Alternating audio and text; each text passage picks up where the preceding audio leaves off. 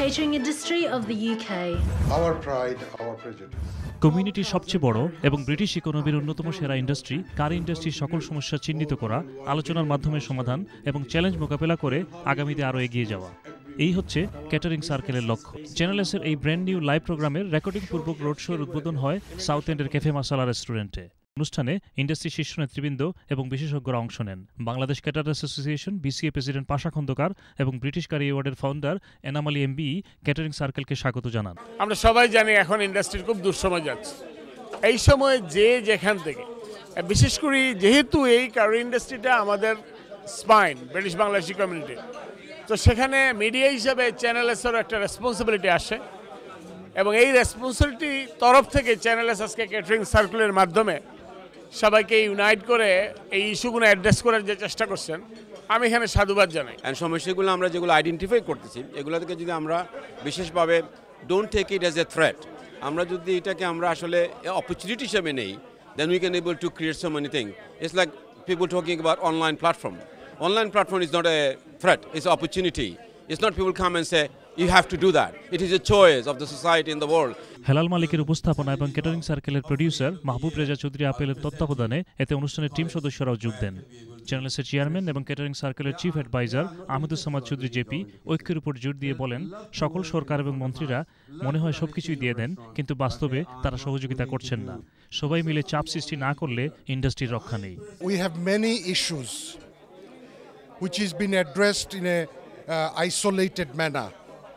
I think Channel S can provide that platform to unite the community and work to save the community and for the betterment of the community.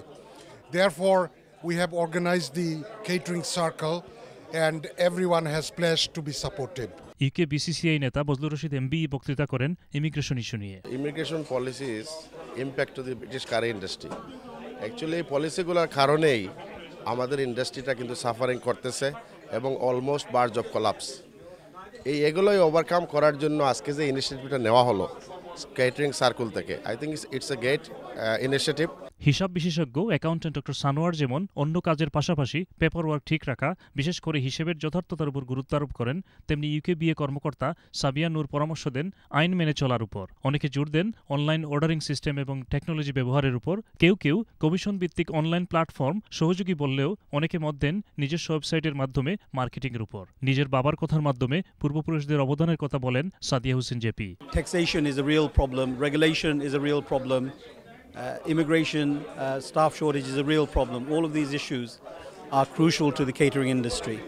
We must also make sure that record keeping is very strong so that we can stand strong in face of any investigation either from the HMRC or any other body. আমি মনে করি আমাদের online বিজনেসগুলো যাতে আমরা নিজে করতে পারি এবং আমাদের নিজস্ব ওয়েবসাইট থেকে আমরা অনলাইন বিজনেস করতে পারবো, আমরা কাউকে কমিশন দেওয়ার দরকার নেই। চ্যানেলসের ভাইস চেয়ারম্যান আব্দুল হক আশা করেন কমিউনিটির সবচেয়ে বড় এমপ্লয়ার কারি ইন্ডাস্ট্রির স্বার্থে সবাই পাশে থাকবেন। As a British Bangladeshis, we are somehow linked with catering industry, either as a businessman running the curry house or as a family member or even as a supplier.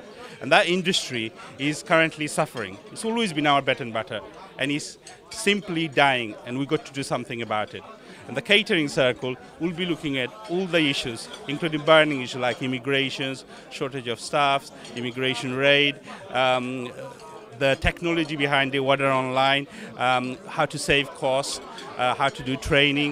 We'll be looking at all these solutions with experts. অনুষ্ঠানের শেষ দিকে ফরহাদ হোসেন টিপু ও রুহুল শামসুদ্দিনের পরিচালনায় চলে প্রশ্নোত্তর পর্ব। ধন্যবাদ বক্তৃতা রাখেন ক্যাফে মাসালার মালিক আলতাফ হোসেন। সাউথ এন্ড থেকে ফিরে Mohammad Zubair, channel S news.